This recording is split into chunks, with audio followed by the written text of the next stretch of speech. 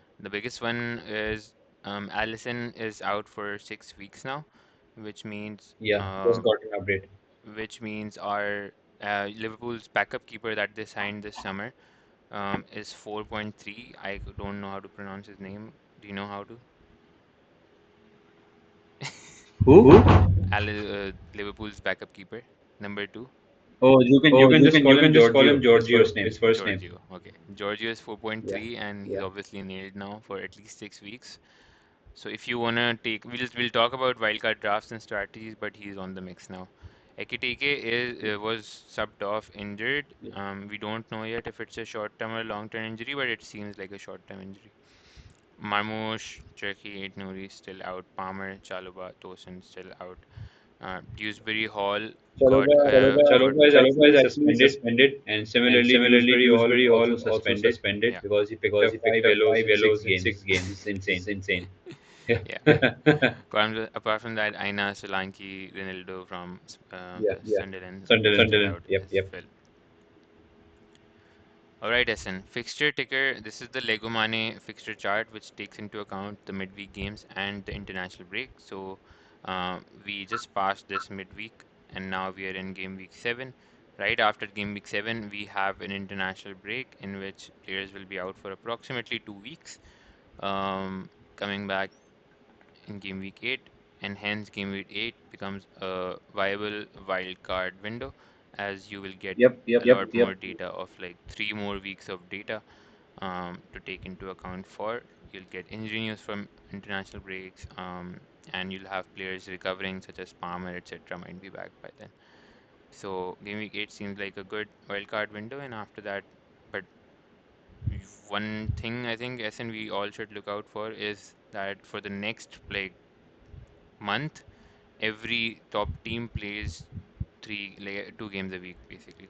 Like every 3 days they play a game. So if, Yeah. for So example, Liverpool is nailed playing, nailed assets nailed yeah, assets are a must. Are a must. yeah, even and like for these teams, we can't really know who's nailed because Salah was benched in the Yeah. UCL game, so we know he'll start in the Premier League game, but it could have been the other way around considering they lost points in Exactly, it could have UCL been, as well. and depending on results, either in the league or the like in the Champions League slash Europa League slash Conference League versus the Premier League, depending on the results, you can also start to see the priorities of the teams. For example, if any team has lost their opening 2 or 3 European games, but they are sort of competitive in the Premier League, they'll They'll feel feel that that they they don't don't want to want to slip slip away away from the from the lead lead in the in the Premier Premier League League also. also. So So might be might be they they might give might a give a preference preference to to the the Premier Premier League League over over the the Champions Champions League League or or any any other other European European league. league. Yeah. So that's to watch also. And I think hence like the teams that don't play midweek, such as Brighton, Bournemouth, I don't want to say United, but United, Everton, they become a little more attractive because like they're in nailed assets we know will Yes. play every single game without us having to worry. So I think that's mostly what I wanted to discuss in the fixture ticker. Anything else you want to highlight? No, No, I I think think obviously obviously there's a there's a lot lot of of games. games. Now Now all all the the top top teams teams are are competing competing on on at at least least three three to to four four fronts. fronts. So So how how you you plan plan your your transfers, transfers, how how you you save save your your transfers. transfers. Even nail assets sometimes gets benched, so that's just FPL. So how you manage without panicking, without your recency bias also. It's important to just be very careful with your transfers and be patient also. For example, the Alisson news came just now. First, we feared that it's probably just a knock, or Slot said he is not available for the Chelsea game only. He did not Hmm. mention a few weeks, but now all of a sudden he's out for 6 weeks. So how you Alisson owners, how do they react? Will they just play to Brafka if they have him? Will they use their one free transfer on a goalkeeper? Goalkeeper. So it's So very it's very important to important to just be just be mindful of mindful of whatever whatever news we news we get get closer to closer the to the deadline. deadline. Yeah, 100% agreed. Also, 6 weeks means that week 2 weeks here, week 3, week 4, week 5, week 6. So basically, Allison would be back in game week 10. So in between that, there are only 3 Premier League games that he's missing. Uh, yeah, Yeah. right. Game week 7 projected goals and clean sheet odds. This data is from Solio Analytics. Um, the colorful fixtures are what we want to target. So number 1, Arsenal is playing West Ham at home, and are expected to score 2.56 goals. And me not having an Arsenal attacker, this scares me. But me looking at Nuno managing West Ham, and he has gotten some time to get his ideas into the dream. I'm hoping that West Ham are better defensively, at least in this game.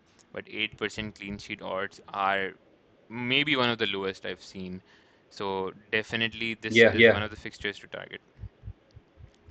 And then United, the second best fixture on paper is United playing Sunderland at home at Old Trafford. Sunderland still has been one of the best, like one of the top defenses. I would say like top six, top seven in terms of the expected data, and hence we have their Sunderland defenders in FPL as well.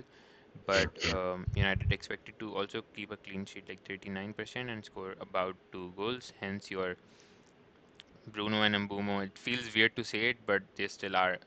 If you have them, hold them. I wouldn't buy them, is how I'm looking at it. Which other fixture are you targeting from this SN, which maybe the data doesn't do justice? I think the first fixture that gets to me is the Aston Villa versus Burnley game. I know they scored 3-1 against Fulham, and Fulham usually don't concede like three goals all of a sudden. But I think these market odds are very recency bias odds, just because they scored 3-1 all of a sudden. I see Villa assets in free hit drafts and wildcard drafts, and the previous 5 game weeks where Watkins has blanked, Rogers has blanked, their defense has not been good. So I think the odds are a bit generous. And like we discussed, Burnley have not been the baddest promotional team. I understand their XGC has is the highest, I believe, over the last 6 game weeks, but they won't be such easy targets where you Yeah. can maybe say the Aston Villa scored 2 or 3 or 4 goals. They might do, maybe that victory just gave them the confidence, but I would not be, if you have obviously have them, then play your Aston Villa assets. But if you don't, I think there are other better fixtures which are highlighted in this projected Yeah. goals and clean sheet out sheet that you can focus and divert your budget on, especially if you're using a free transfer. It's like you're it's like the one of the worst attacks playing one of the worst defenses. So I don't know what's gonna happen in that game. Yeah, exactly. Apart from that, City play Brentford. Brentford is also third worst from a defensive data point of view, and Man City being Man City. Um, Captaincy we'll discuss later, but I think Haaland captaincy becomes a no-brainer. There's also, I think, Chelsea versus Liverpool, which is potential to have be a high-scoring game as we discussed. So I would start all of the Yeah. assets, as you said. We should start all of our Chelsea Liverpool assets in this game. All right, moving on to Chip's discussion. So for the listeners, I have already played my wildcard in game week 5 and triple captain in game week 6. SN is actually planning to hit his wild card pretty soon. So SN, why don't you walk us through what's going through your mind in terms of what are the wild card windows and the reasons, like pros and cons, basically briefly for wild card window 1 and 2, which is like game week 7, 8 or game week 13. I think the Game Week 7 8 wildcard would be that the Game Week 8 is obviously Game Week 8 wildcard. If you trigger it in Game Week 8, it's basically during the international break. Like you will hit your wildcard just after Game Week 7 ends, the international break starts, and you have 2 weeks to catch all the price rises. You have all the news, all the data you need to form a team. And as we discussed, that every top team will be playing at least 2 games in 1 week. So you'll have which assets to target, which budget midfielders, defenders, attackers to keep those without any European commitments, because we will see some rotation even in your nailed assets. So I believe Game Week 7 and Game Week 8, because a lot of assets, like I have 2 Nottingham Forest players, I have a midfielder, I have a defender. I would be looking to maybe move away from my Liverpool assets and get in Arsenal assets with their fixture swing also. So I'm personally targeting a Game Week 8 wildcard, but I understand that Game Week 12/13 also is a very good wildcard window. You have some many big teams. I think City, most notably Liverpool also, that have very good fixtures from game week 12/13 and onwards. If you look at this, Arsenal has put this up. Liverpool play Nottingham Forest, West Ham, Sunderland, Leeds, Brighton in the next five EPL fixtures. These So are those are some some very stacked good fixtures. fixtures. Yeah, Yeah, Arsenal also has, mainly good fixtures. City plays Leeds, Fulham, Sunderland, Crystal Palace, West Ham. So this is also a very good wildcard window, but it also only depends if your current team is good enough to catch the current fixture swings, and you don't have to take any hits. Also, So also, who would you want in your all wildcard 13 draft? Like, if you want to target Liverpool and Man City assets, so for Man City, you obviously need Haaland and maybe one more attacker and one defender. If you want to target, uh, I would I would probably probably for for Man Man City City the the yeah, two two assets I assets would I would really really like to get would like to get Donnarumma. He's probably the safest way into their defense, and I would obviously have Haaland. For Liverpool, I would have Van Dijk, I would have Salah, and I would like to see if Isak slash Ekitike have settled in hmm, by this time. So whichever one is nailed, I would love to get those because I'm really looking forward to, as a neutral, looking forward to seeing Salah and Isak's partnership. yeah, I remember Isak and Murphy in the Newcastle days, and obviously Salah is a no-brainer upgrade on Murphy. So hopefully we get to see them click, and if they do, then I think both of them will be very highly owned assets come Game Week 12/13. So those two or three will definitely be on my wild card. definitely. So even if you're wildcarding in game week 8, and if you go with like let's say a Salah Haaland structure, it gives you the flexibility to have transfers. If you have transfers in game week 13, you can move around. You can do Salah to like you will have funds basically. You can downgrade Salah Yeah, and spread your funds, or if Salah looks the best option, you keep Salah. Um, yeah.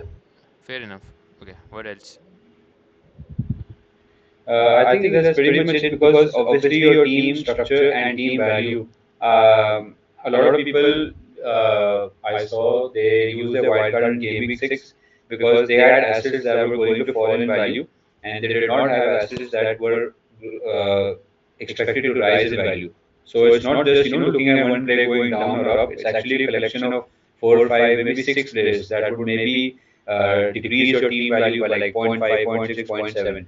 So also I understand that chasing team value is not the ideal thing all the time, but sometimes it is because it will obviously hinder you from making those necessary moves that you need for the current team that you're planning on getting in your wildcard. Yeah, So if you feel that your team value is going to be sacrificed, because in even though it's an international break, I do have seen many FPL players use their transfers despite knowing that it's 2 weeks worth of uncertainty, travel time, fatigue, training, etc.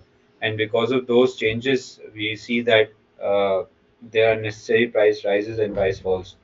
So obviously you have to take into that account. You can't really do anything about it. So I think Game Week 8 caters to that international window aspect, yeah, and I think it should be a good time to trigger it because I personally feel Game Week 12/13 is way too late. Unless you feel that your team is so good, you can use your free transfers to navigate any crisis you may have. And then you can obviously use it in Game Week 12/13. But I doubt a lot of people will have so many free transfers because after every week we have injury news, we have one asset falling in price, one asset rising in price. Form is still not consistent. Salah has been underperforming. new Words, toys. yeah, Words was very highly touted. He still does not have any assist, any goal. So I think it's enough time given to those premium assets. Right, makes sense. Let's walk through some of the players you should have on your wild card.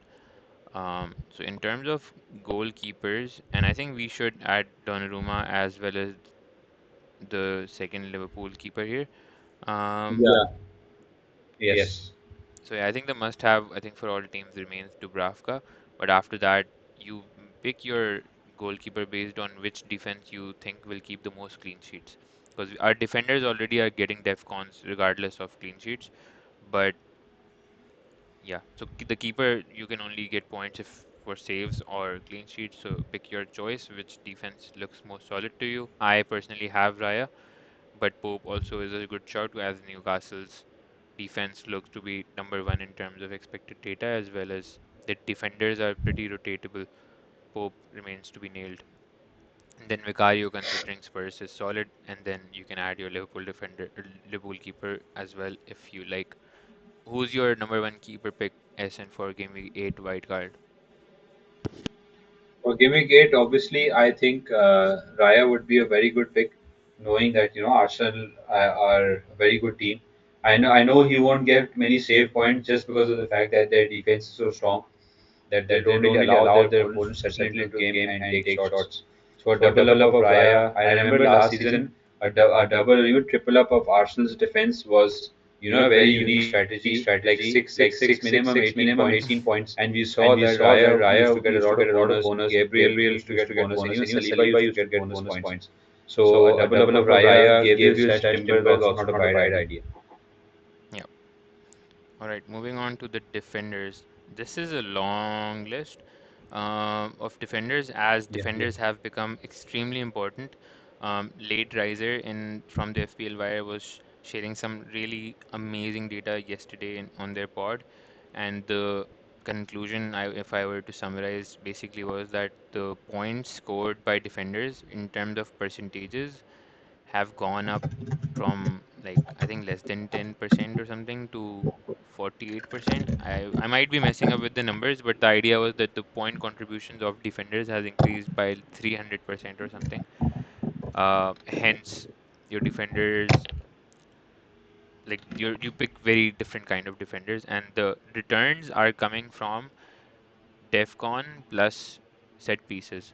They're not coming from fullbacks giving assists or scoring. So your attacking fullbacks in general are not as productive this season as are your DEFCON plus set piece specialist. So considering that, Senesi, Anderson, and Alderete I have in my must pick column, but obviously there are so many other really good options. So why don't you walk us through your favorite options, Jason, from the defender pool? I think, yeah, Senesi, Anderson, Aldrete are all a combination of DEFCON plus good rotation plus light on the budget. So that which leaves us room for some of the premiums like Gabriel and Timber are really good assets. Gabriel obviously would be more highly owned because of his goal threat, but I think Timber also showed, I think in the Leeds game, that he is capable of hauling big. Goodmanson and Rodon are interchangeable, both I think around the 4 million mark. Tarkovsky at 5.5, he is in a lot of teams, but purely just for DEFCON. I think he's I too think Everton, expensive. I think he's too yeah, he's expensive, too to be expensive honest. for that price. His set piece threat is very, very rare now. Last season, he was very highly touted for his set piece threat, but I think that was just, jumping on the bandwagon.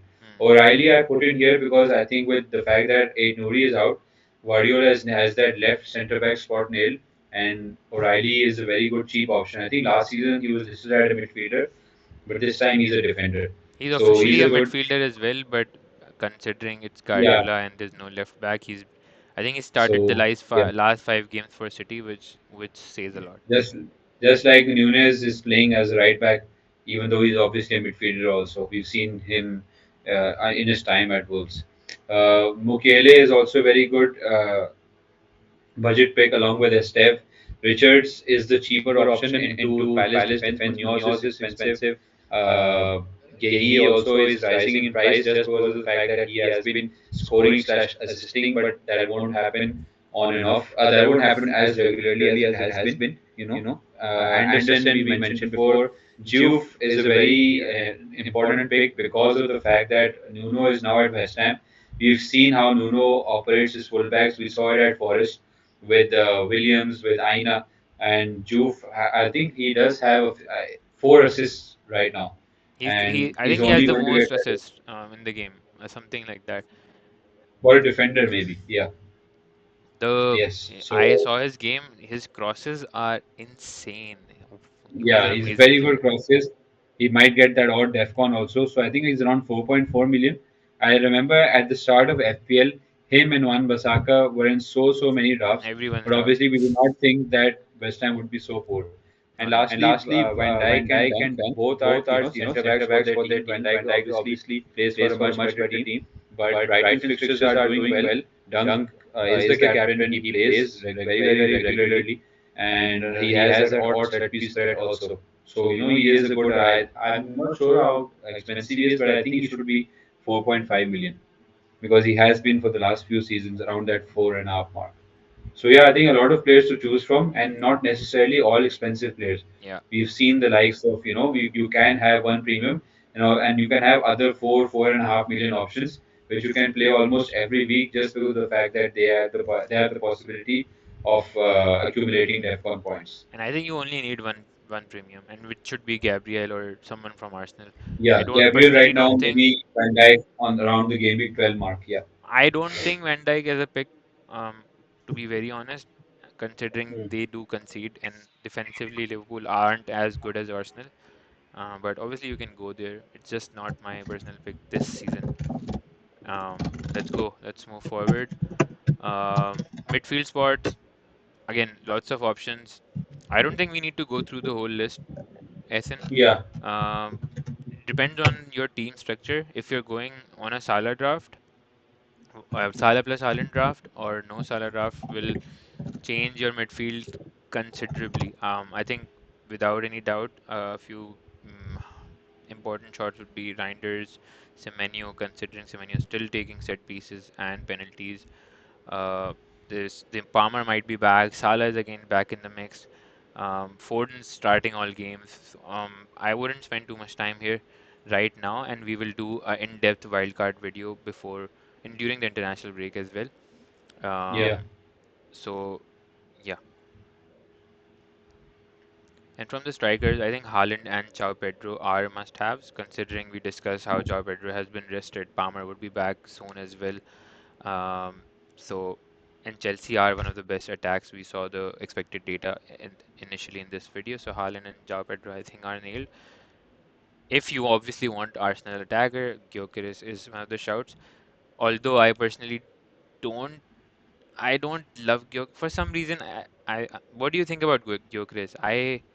He hasn't played 90. I don't think he's played full 90 any game. And then He his played penalties is 90 also. just now only. He played 90 just now against Olympiacos. Mm, Uh, I think just because of the fact that Arsenal don't have Jesus, they don't have Havertz. So, it's just about him getting him match fit. yeah, And a friend of mine actually said this about Gyökeres that he's actually a bully. Like if you see how he plays, hold up play, very physical.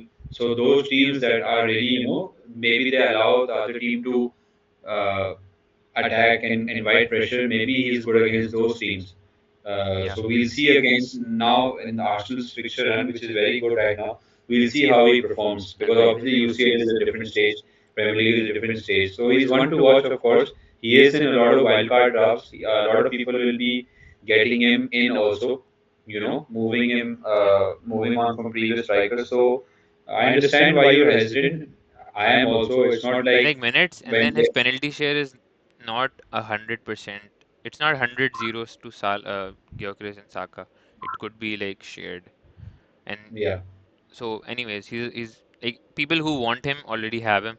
So we'll see in the green fixtures how he does. And I don't know when Kai Havertz will be back, but when he's back, we'll have to see how he does again. Apart from that, I think one more shout I want to give to Calvert-Lewin. He's been actually performing well. He's also Yeah. 5.5 or 5.4. So he's an enabler who is reliable at least right now. Thiago from Brentford scored 2 goals against United. He's 6 million, so he's also one to look out for. But apart from that, you pick your best striker, I think. My personal from the right side is, to be honest, Mateta.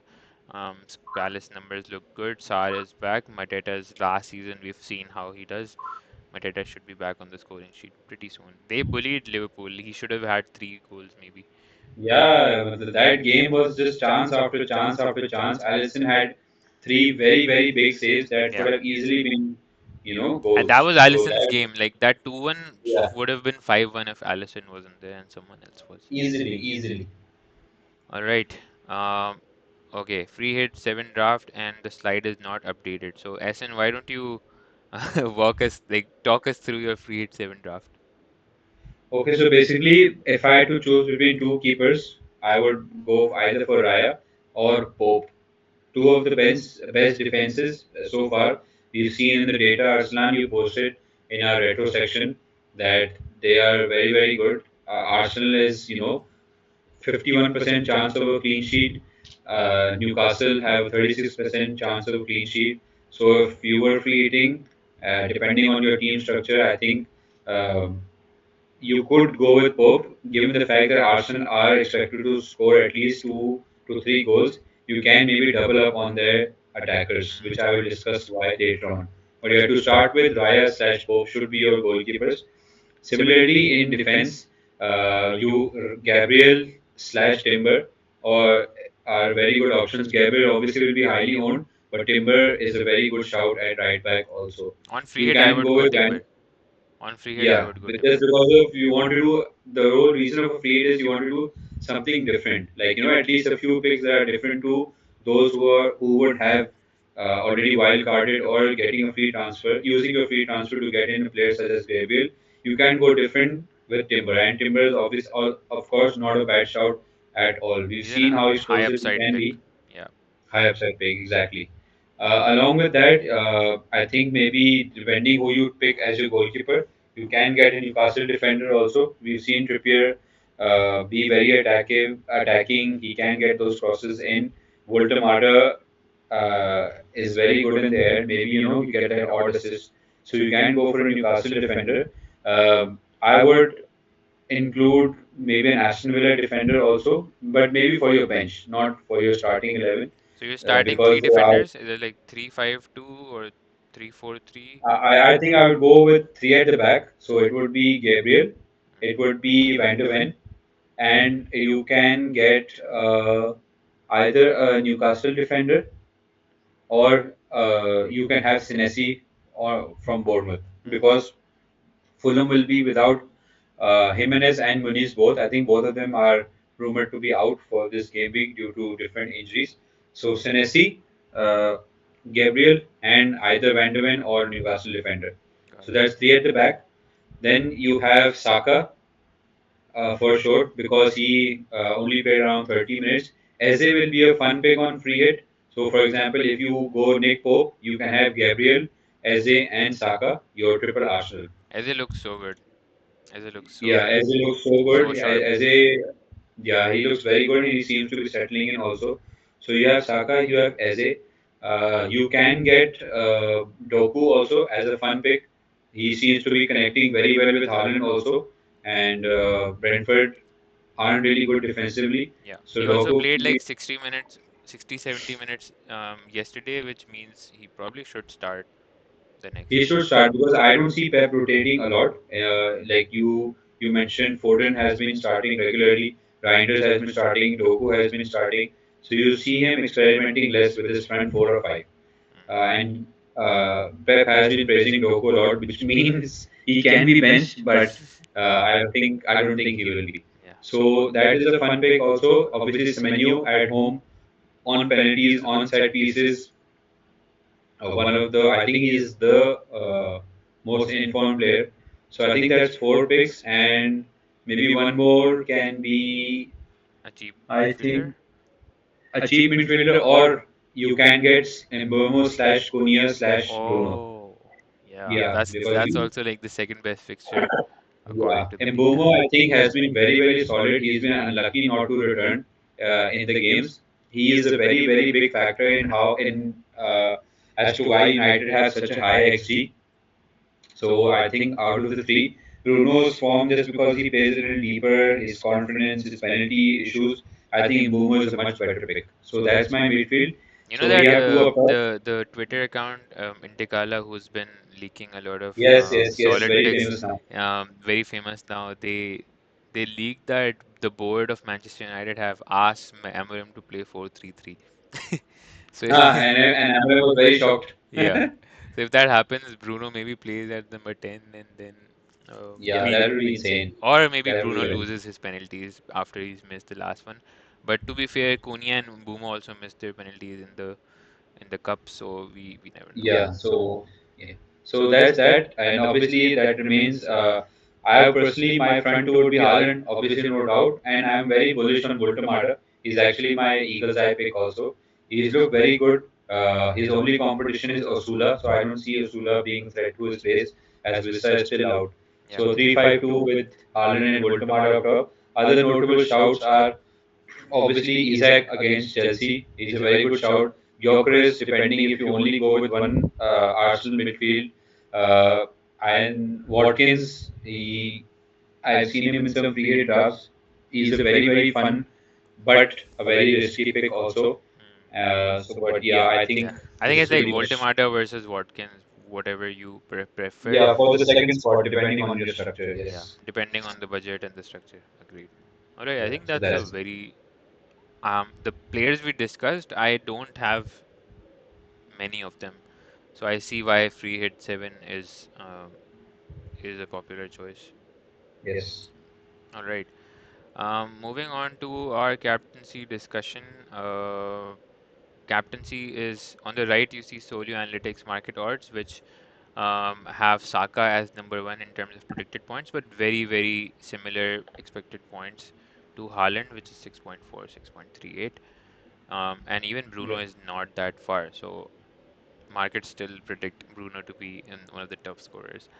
And then on the left, you see based on underlying data, which is your expected data, what players are expected to score the most points. In this as well, Haaland comes on top, and then you have Watkins, Bruno, Salah, and Semenyo. So for people with Haaland, I think it is a no-brainer, and I don't think you should Yeah. mess around with it. Just Go, go with Haaland. not Don't. the game week to go against them. Yeah, exactly.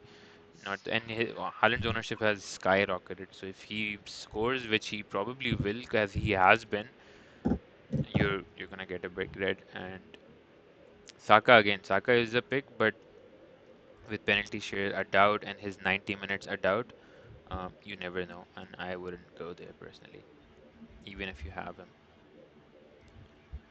So yeah, Haaland for us is the captaincy shout. Yes. Game week 7 bus teams. My team is pretty straightforward. Jason, why don't you walk us through your team and your plans? Because you have a lot of options here. Yeah, so the first plan would be to just roll my free transfer, as Arsalan you suggested, Given the fact that I'm most likely wildcarding in game week 8.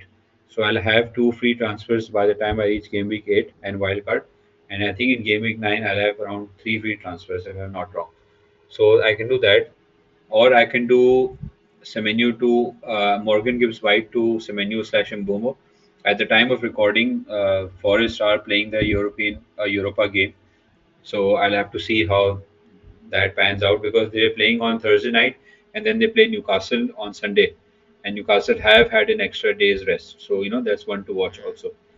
Thirdly, I can do Milinkovic to Gabriel and, get that high ownership pick. I think my team, Arslan, Vicario is fine, Anderson is fine, Poro is fine, Konsa is fine, Reinders is fine, Gakpo, Salah, Joao Pedro, all depends on the game. It can be a nil-nil draw, so all three would be ineffective, or it can be a scoring game. So the only issue with my team are actually the two Forest assets. So I can mm, obviously take them. I'm more bullish on getting Gibbs White out because I think I can get the likes of maybe Eze in for a high upside pick against West Ham. Milinkovic, I understand.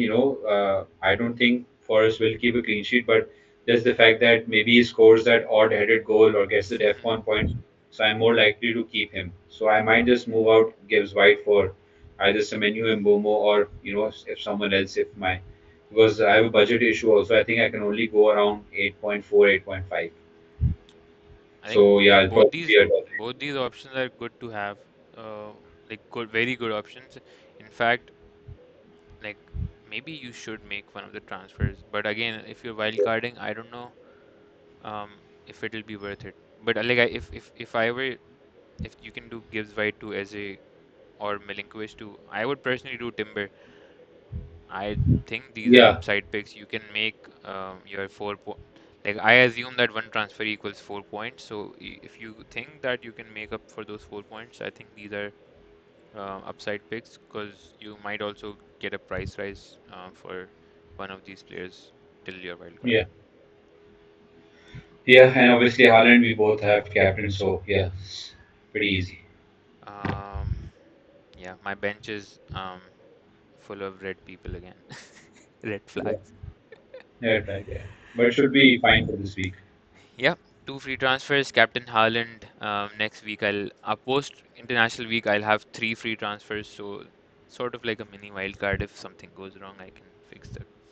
That is all for this video, guys. Thank you for watching, and if you've watched it till now, please drop a like and a subscribe. Again, we are at 46 subscribers, four more subscribers away from the 50 mark, and we do put so much effort in this video.